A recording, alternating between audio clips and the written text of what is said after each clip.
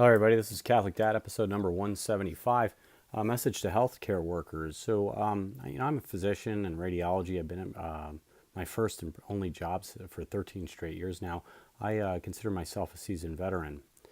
And now I wanted to tell everybody in medicine, this includes everybody from the hospital staff to environmental services up to administration, as well as the physicians, nurses, and technologists, that our job is divine. It's a gift. We get to take care of the weak and the suffering and the downtrodden in their darkest and weakest hours at the time of their death.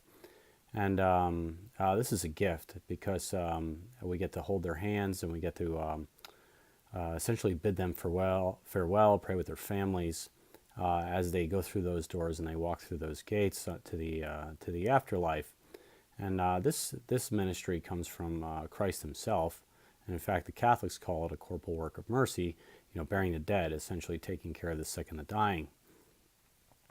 And I guess there's one thing I wanted to say to all healthcare workers, and I wanted to touch on the virtues again. So the virtues, by the way, are peanut butter and jelly and French toast. We talked about that. So prudence, justice, fortitude, temperance, and then faith, hope, and love. Well, in healthcare, I've noticed that there's, and by the way, all the virtues need to be buoyed to one another, and all the virtues need to work together to lift everybody up. And if you're weak in one virtue, weak in two virtues, then it pulls all the other virtues down. So you need to kind of master all 7 virtues to become more Christ-like. And if you master all 7 virtues, then you will become Christ-like. And it's difficult to do, but everybody has the capacity to do it, so it's something we should do. The Protestants would say to the Catholics, "Oh, you're working your way to heaven." Well, God gave me a brain and muscles and a body, so maybe I should be doing something with it other than just saying, "I have faith and I'm saved." Yeah, maybe I should be working on myself, trying to perfect myself and make myself more Christ-like. But nonetheless, the thing that out of all these virtues, fortitude, temperance, prudence, justice, faith, hope, and love, in medicine, the hope virtue is kind of weak these days. And maybe this is all over the world, by the way, in terms of all sorts of industries. But again, what is hope? Hope is a virtue. And essentially, it's that the future is bright. It's essentially being optimistic and being hopeful for the future.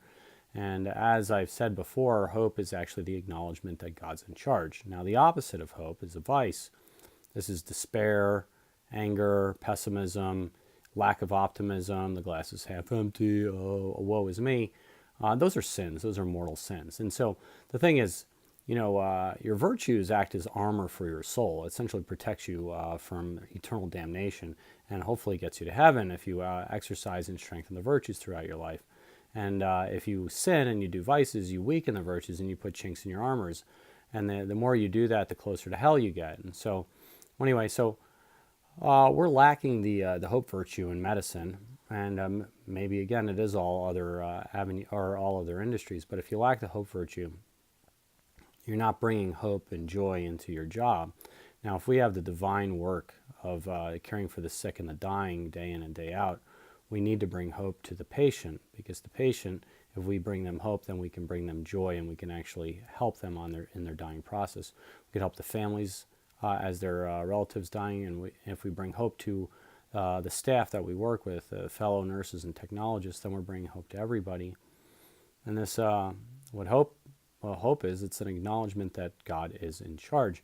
And if we despair, it's actually an acknowledgement that our faith is weak and we don't necessarily believe that God is in charge. So here's the deal. So if we go into our job and we use hope with the dying patient or hope with the family members, we actually give them optimism and we give them hope of the future. And I'm going to encourage everybody in medicine, realizing that this is actually your moral obligation to be hopeful. It's an obligation you have to everybody you deal with to be joyous, to be more optimistic than you want to be more energetic than you want to be. And you know what happens when you're actually more hopeful than you want to be? You actually become more hopeful. It's the way it works. When you bring more joy to the patient, you know what happens? They have more joy. When you bring more joy to the patient's family, you know what happens? They have more joy. When you bring hope to your fellow coworkers, they have more hope. And so this is something that's quite easy to do. All you do is say, hey, today I'm not going to push back on anybody. If anybody asks me to help, I'm going to help. If I see that somebody needs help, I'm going to ask them if they need help. If they say no, I'm going to actually step up and help no matter what. When I see patients' families in the hallway, I'm going to actually say hi to them and shake their hands and pat the kids on the head. I'm going to be hopeful. And I'm going to be hopeful because the Lord is in charge.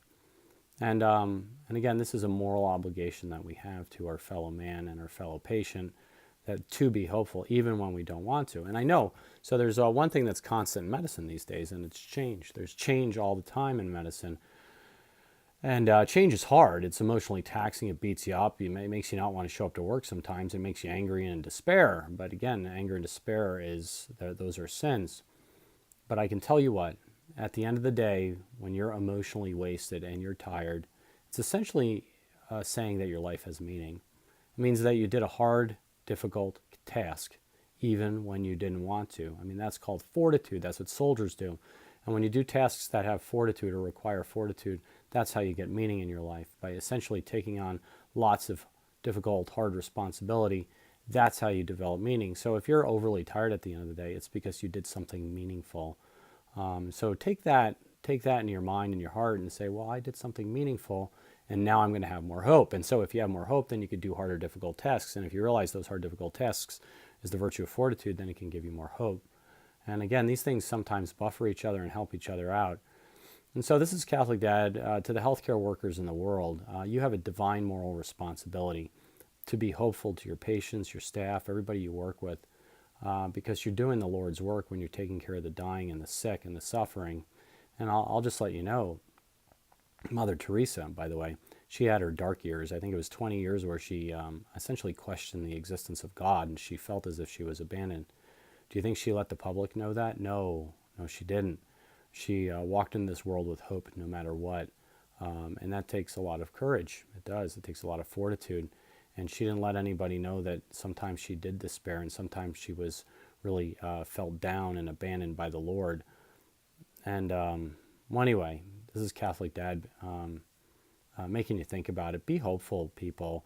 Be joyous, even when you don't want to, and the world will turn around. And this is a challenge to everybody listening today, by the way. Today's Monday, Memorial Day. How about you take the next 4 days of work, go to work, and be over the top hopeful, meaning be happy with people, call everybody by name. How are you today? Oh, I had a great weekend. If it's like, how'd your weekend go? No, oh, it rained and it was hard. No, it was wonderful. I spent time with family and we had a barbecue, and it's just nice to be around family and have some downtime. But it's good to be back at work. A new beginning, fresh start. We're helping people here, people. Let's do that this week. If you guys can master the 4 days of hope, I can almost guarantee you, if you master the 4 days of hope this week, and just be super hopeful by the end of the week, and joyous and happy no matter what, like a little puppy dog, all you're doing is wagging your tail. By Friday, I bet you the world's going to be a different place for you. So this is Catholic Dad making you think about it. Please like or subscribe, get the Mass, pray the daily rosary, and be hopeful, people, and live a sacramental life. And share with your friends, by the way. I kind of like this message, and it's good for non-healthcare workers too. God bless.